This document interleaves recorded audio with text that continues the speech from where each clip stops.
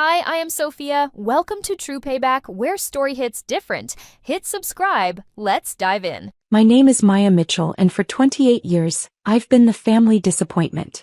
Not because I failed at anything, but because I refused to perform success the way my family demanded. My brother Jason is 3 years older than me. Growing up, he was everything our parents wanted. Charismatic, ambitious, loud about his achievements. He went to State University on a partial scholarship, joined the right fraternity, networked aggressively, and landed a sales job at a tech company right out of college. I went to community college, lived at home, took online classes while working nights at a grocery store. My parents barely acknowledged my graduation. Community college, my mother would say, her nose wrinkling. I tell people you're taking a gap year. Jason started Mitchell Tech Solutions when he was 26. A software consulting firm that helped mid-sized businesses with their digital infrastructure. He was good at sales, good at making connections, good at making everything look bigger than it was. Our parents treated him like he'd cured cancer. "Your brother is doing such important work," Dad would say at every family dinner. "Real business. Real impact." They bought him a luxury sedan for his first major contract. Threw him a party when he signed his 10th client. Posted about his success constantly on Facebook. Meanwhile, I worked quietly. I'd started doing freelance data analysis on the side. Nothing glamorous, just helping small businesses make sense of their numbers. I was good with patterns, good with spreadsheets, good with seeing what others missed. I saved everything I earned. Invested carefully. Lived in a modest apartment. Drove a 12-year-old Honda. "When are you going to do something with your life?" My mother asked at least once a month. What they didn't know, what I never told them, was that by the time I was 25, I'd built a portfolio worth $1.8 million. By 27, it was $4.2 million. I'd invested in early-stage tech companies, real estate partnerships, and a few strategic private equity positions. One of those positions was Mitchell Tech Solutions. Jason had needed capital 18 months earlier. His business was growing, but he was overextended. He needed $3.1 million to secure a major contract that would take him to the next level. He'd approached several investors. Most passed. The terms weren't great, and Jason's financials were shakier than he let on publicly. I invested through a shell LLC. Anonymous funding. Market rate terms. Professional documentation. Jason never knew his embarrassing little sister was the reason his company survived. I did it because, despite everything, he was still my brother. I believed in the work he was doing. I thought maybe someday we'd have a relationship that didn't revolve around his need to feel superior. I was wrong. The wedding invitation came 4 months ago. Elegant cardstock, expensive printing. "Jason Mitchell and Victoria Ashworth request the pleasure of your company." Victoria was exactly the kind of woman my family worshipped. Law degree from a prestigious school. Family money. Connections to everyone who mattered in our city's social scene. I'd met her twice. Both times she looked through me like I was part of the furniture. My mother called the day after I received the invitation. "You'll need to buy an appropriate dress," she said. Victoria's family is very particular about appearances. Nothing too cheap-looking. "I'll find something nice," I said. "And maybe do something with your hair? Victoria's having a very sophisticated wedding. We don't want you to stick out." I bought a simple navy dress. Classic, well-made, appropriate. Cost $300, which was more than I usually spent on clothing, but I wanted to make an effort. The wedding was beautiful. Riverside venue, string quartet, hundreds of white roses. Victoria looked stunning. Jason looked proud. I sat in the back with distant cousins. My parents were at the head table with the wedding party. During the ceremony, I watched Jason promise to love, honor, and cherish Victoria. I wondered if he'd ever actually loved anyone besides himself, but I pushed the thought away. Maybe Victoria was different. Maybe she saw something in him I couldn't. The reception was held in the venue's ballroom. Crystal chandeliers, seated dinner, open bar. I was placed at table 14, far from the family tables. I didn't mind. I congratulated Jason and Victoria in the receiving line, then found my seat and settled in to watch everyone enjoy themselves. Dinner was salmon or beef. I chose the salmon. Made polite conversation with the woman next to me, someone's aunt from Victoria's side. Then came the toast. The best man went first. Typical stories about Jason being a legend, a genius, destined for greatness. Everyone applauded. Victoria's father spoke next. Praised Jason's business acumen, his drive, his promising future. Welcomed him to their family. Then my father stood up. I hadn't realized he was giving a toast. My mother must have arranged it. I'm so proud of my son, Dad began. Jason has always been exceptional. A natural leader. A born entrepreneur. He went on for 3 minutes about Jason's achievements. The business he'd built. The success he'd earned. The bright future ahead. He never mentioned me. Not once. Not even a generic, "We're proud of both our children." Just Jason, Jason, Jason. I kept my face neutral. I'd learned that skill years ago. After dinner, as the dancing started, I stayed at my table. Watched the newlyweds have their first dance. Watched my parents glow with pride. Then Jason approached my table. He was drunk. Not falling down drunk, but loose, loud drunk. His groomsmen were with him. College friends I'd met a handful of times over the years. "Hiya," he announced, his voice carrying across nearby tables. "My little sister. Still sitting alone, I see." I smiled. "Congratulations, Jason. Beautiful wedding." "Yeah, Victoria spared no expense." He gestured broadly at the room. "This is what success looks like, Maya. Real success." His groomsmen laughed.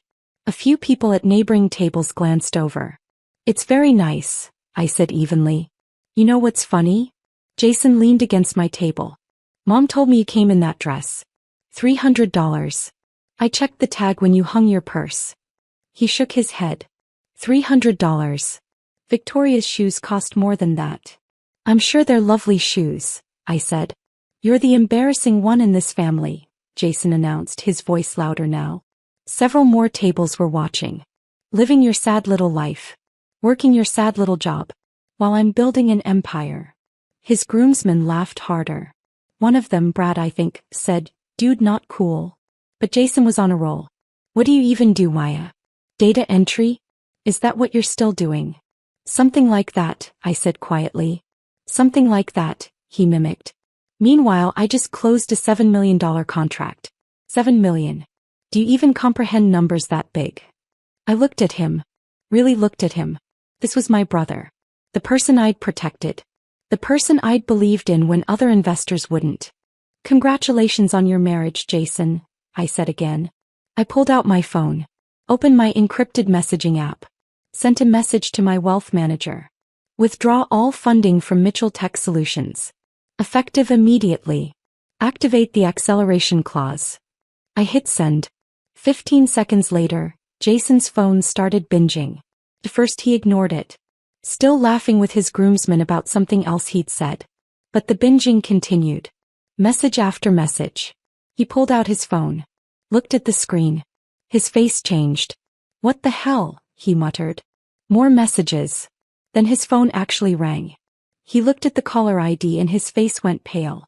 "I need to take this," he said to his groomsmen and walked quickly toward the venue's lobby. Brad looked at me. "What just happened?" "I have no idea," I said, taking a sip of my water. But I knew exactly what happened. Mitchell Tech Solutions had a very specific funding agreement. The anonymous investor, me, had an acceleration clause. If triggered, all outstanding capital could be called back within 72 hours. The $3.1 million wasn't a loan, technically. It was structured as a convertible note with a 5-year term. But the acceleration clause allowed for immediate repayment under specific conditions. Conditions I just activated. Jason would need to return $3.1 million in 3 days, or I would convert my note to equity at a significant discount, giving me 51% ownership of his company. I'd written the terms myself. Had them reviewed by 3 different attorneys. Jason's lawyer had reviewed them too, but Jason had been desperate for the money and signed anyway. Victoria appeared at my table 5 minutes later. "Where's Jason?" she asked. "He took a phone call," I said. "Something about business." She looked irritated but nodded and walked away. I stayed for another hour. Watched people dance. Ate a slice of the $8,000 wedding cake. Congratulated a few relatives I rarely saw. Then I left quietly. Said goodbye to no one. Drove my 12-year-old Honda back to my modest apartment. At home, I changed into comfortable clothes and checked my email. My wealth manager had confirmed the withdrawal notice. Mitchell Tech Solutions had been officially notified. Jason had 72 hours to respond. I made tea and sat on my balcony. My phone rang 20 minutes later. What did you do? He demanded. I don't know what you're talking about, I said calmly. Don't play games. My investor just pulled out. All of it. 3.1 million. I know you did something. Jason, I don't invest in tech companies. You know that. Then who? Who would do this at my wedding? I have no idea. Maybe someone who doesn't appreciate being publicly humiliated. Silence on his end. I never humiliated anyone, he said finally. You called me an embarrassment in front of 200 people, I said quietly. You mocked my job, my clothes, my life. At your wedding reception. I was drunk. I was joking. Were you? More silence. I need that money, Maya. The contract depends on it. If I can't fulfill the terms, I lose everything. Then I suggest you find $3.1 million in the next 72 hours. I can't. You know I can't. Everything's tied up in the business. That's unfortunate. Maya, please. Whatever this is, whoever you know, please. I took a breath. Goodbye, Jason. Congratulations again on your marriage. I hung up. He called back immediately. I didn't answer. Text messages started coming through. Maya, please. This is my life. You don't understand. I'll lose everything. I turned off my phone and went to bed. The next morning I woke to 43 missed calls. Jason, my mother, my father, Victoria, even Victoria's father. I made coffee and checked my secure email. My wealth manager confirmed everything was proceeding according to the contract terms. I turned my phone back on. It immediately rang. My mother. Maya, what have you done? She demanded. Good morning, Mom. Jason is devastated. He says you sabotaged him. His investor pulled out the night of his wedding. I didn't sabotage anyone. Then fix it. Call whoever you know. Jason needs help. Why would I know anything about Jason's investor? Because this is too convenient. The same night She trailed off. The same night he publicly called me an embarrassment? He was drunk. You know how he gets. I do know how he gets, I said. I've known for 28 years. Maya, please. He's your brother. Is he? Because he's never treated me like a sister. I hung up. My father called next. Same conversation, different voice. Victoria's father called. Threatened legal action if I was somehow involved in Jason's investor problems. I told him to have his attorneys contact my attorneys. Gave him my lawyer's number. He sputtered and hung up. On day 2, Jason showed up at my apartment. I'd been expecting this. Didn't answer the door. He knocked for 10 minutes. Then called my phone from the hallway. Maya, I know you're in there. Please. I'll apologize. I'll do whatever you want. Just please help me. I didn't answer. He left eventually. That evening my mother tried a different approach. Sent a long email about family, about forgiveness, about how we needed to support each other. I didn't respond. On day 3, 71 hours after I'd sent the withdrawal notice, Jason's attorney called mine. They wanted to negotiate. My client is prepared to issue a public apology, his attorney said, and offer financial compensation for any distress caused. My attorney, a sharp woman named Rebecca Chin who specialized in private equity, listened patiently. My client's position is clear, Rebecca said. The contract terms are being enforced as written. Mr. Mitchell has 1 hour to wire $3.1 million, or the note converts to equity per the acceleration clause. That would give your client majority control. Yes. That's not reasonable. It's contractual. Jason's attorney tried several more arguments. Rebecca shut down each one. 59 minutes later, no wire transfer had arrived. At the 60-minute mark, Rebecca filed the equity conversion paperwork. I now owned 51% of Mitchell Tech Solutions. My phone exploded. Calls, texts, voicemails. I ignored all of them. The next morning, I had Rebecca send a formal letter to Jason and the company's board. As majority shareholder, I was exercising my right to call an emergency board meeting. Agenda: company leadership and strategic direction. The meeting was scheduled for the following Monday. I spent the weekend reviewing every piece of Mitchell Tech Solutions financials. Every contract, Every client relationship, every expense report. Jason was good at sales but terrible at operations. The company was bleeding money in a dozen small ways. Overpriced vendors. Inefficient processes. Questionable expense reports that looked suspiciously like personal spending. I made notes. Monday morning I arrived at Mitchell Tech Solutions office. Small but nice space in a downtown business complex. Glass doors, modern furniture, motivational posters. The receptionist looked confused when I introduced myself. I don't have you on the calendar, she said. Check with the board, I said. Emergency meeting. Conference room. She made a call. Her eyes widened. Oh, yes. Right this way. The conference room held 6 people. Jason, 2 board members who were basically his friends, the company's CFO and Jason's attorney. I sat down. Rebecca sat beside me. What is this? Jason demanded. A board meeting, I said calmly. As majority shareholder, I'm entitled to call them. You can't just take over my company. I didn't take over anything. I enforced the contract you signed. The CFO, a nervous man named Martin, cleared his throat. Ms. Mitchell, perhaps we could discuss a buyback arrangement? With what money? I asked. Your cash reserves are $180,000. You have $890,000 in outstanding payables. 3 clients are 60 days past due on their invoicing. Martin's face went pale. How do you? I've reviewed the financials. All of them. As majority shareholder, I have that right. Jason stood up. You have no right to any of this. This is my company. I said quietly. It was your company. Now I own 51%. I built this from nothing. You built it with $3.1 million of my money. The room went silent. Your money. Jason stared at me. My money. You're the investor? I'm the investor. He sank back into his chair. You. Me. But, you work data entry. I work private equity. I have for 7 years. My portfolio is worth $4.2 million. Mitchell Tech Solutions was one of several investments. My mother's voice came from the doorway. That's impossible. I turned.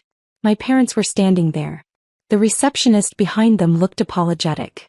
They said they were family, she said helplessly. It's fine, I told her. My father stepped into the room. Maya, what is she talking about? I'm talking about the fact that I've been Jason's anonymous investor for 18 months. The money that saved his company, that funded his big contract, that paid for his success. It was mine. My mother shook her head. You don't have that kind of money. I do. I also have investments in 7 other companies, a real estate portfolio worth $1.8 million, and a venture capital fund that I manage for 3 other private clients. That's not possible, my father said. It's very possible. I'm just quiet about it. Unlike some people. Jason was staring at his hands. You invested in me? I did. Why? Because you're my brother. Because I believed in the work you were doing. Because I wanted to help. Then why pull out now? I looked at him. Because you called me an embarrassment. At your wedding. In front of 200 people. Because you've spent your entire life making me feel small so you could feel big. Because I realized I was funding someone who had nothing but contempt for me. The room was silent. I'm sorry, Jason said finally. I was drunk. I didn't mean it.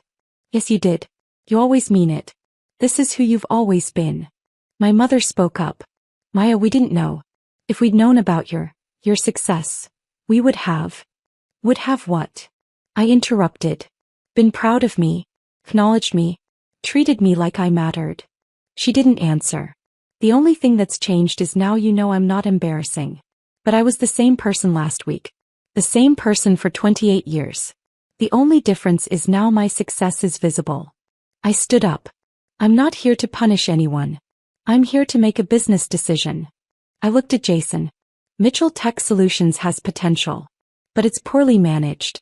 You're good at sales, Jason. You're terrible at everything else. So here's my offer. You stay on as VP of sales. Salary plus commission. I bring in real management. Real operations. We fix this company. And if I refuse? Then I fire you and do it anyway. I own 51%. I can remove you from any position I want. Jason looked at his attorney. The attorney shook his head slightly. No legal recourse. So I have no choice, Jason said. You have a choice. Work with me and rebuild this company the right way. Or walk away and I'll do it without you. He stared at me for a long moment. VP of Sales? It's what you're good at. Let other people handle what they're good at. And you? I'm good at seeing patterns. At strategy. At making smart investments and knowing when to cut losses. He nodded slowly. Okay. Hey. I'll do it. I turned to my parents. As for you too, I'm done performing for your approval. I'm successful. I have been for years. Whether you acknowledge it or not doesn't change that. My mother opened her mouth. Closed it. Opened it again. We're proud of you, Maya. Now you are. Now that it's worth something to you. That's not fair, my father said. Isn't it? Jason started a company, you threw him parties. I built a $4 million portfolio. You didn't notice I existed. The only thing that changed is now you can brag about me to your friends. Neither of them answered. I picked up my bag. I have another meeting. Rebecca will send over the restructuring documents, Jason. Sign them by Friday. I walked out. In the parking lot, Rebecca caught up with me. That was impressive, she said. Was it? Most people would have burned it all down. I thought about it. But the company actually is promising. And underneath everything, Jason isn't a bad person. He's just... I searched for the word. Insecure. Insecure people can be the cruelest. I know. I drove back to my modest apartment. I sat on my balcony. My phone buzzed. A text from Jason. Thank you for not destroying me. I know I deserved it. I stared at it for a long time. Then typed back. You're my brother. I don't want to destroy you. I want you to be better. 3 dots appeared. Disappeared. Appeared again. I'll try. It wasn't much. But it was something. 6 months later, Mitchell Tech Solutions had a real CFO, streamlined operations, and was actually profitable. Jason focused on what he was good at, charming clients and closing deals. The company thrived. My parents slowly, very slowly, adjusted to the reality that their embarrassing daughter was more successful than they'd ever imagined. They tried to brag. I shut it down every time. I'm the same person I was before you knew, I'd remind them. Whether you're proud or not doesn't change who I am. Victoria divorced Jason after 8 months. Turned out she'd married him for the image of success, and when that image cracked, she lost interest. Jason took it hard. Called me one night, drunk and crying. I lost everything, he said. No, I told him. You lost someone who never valued you for who you actually are. That's not everything. That's nothing. He showed up at my apartment the next day. Sober. Carrying coffee. Can we talk? He asked. Sure. We sat on my balcony. Drank coffee. Watched the city move below us. I'm sorry, he said. For everything. For all of it. For every time I made you feel small. For the wedding. For all of it. Okay. Is that it? Just okay. What do you want me to say, Jason? That it's fine? It's not fine. You hurt me for years. You made me feel worthless. That doesn't just disappear because you apologized. I know. But I want to do better. I want to be better. I looked at him. Then be better. Not for me. Not for mom and dad. For yourself. He nodded. I'm trying. I know. We sat in silence for a while. Your apartment is nice, he said finally. Small but nice. I like it. You could afford something bigger. Much bigger. I know. But I don't need it. This is enough.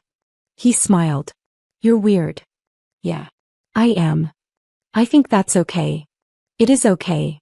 We finished our coffee. Jason left. But he came back the next week. And the week after that. Slowly, very slowly, we built something that actually resembled a sibling relationship. Not the one I'd always wanted. But something real. Something honest. I never moved to a bigger apartment. Never bought a luxury car. Never posted about my success on social media. I just kept doing what I'd always done.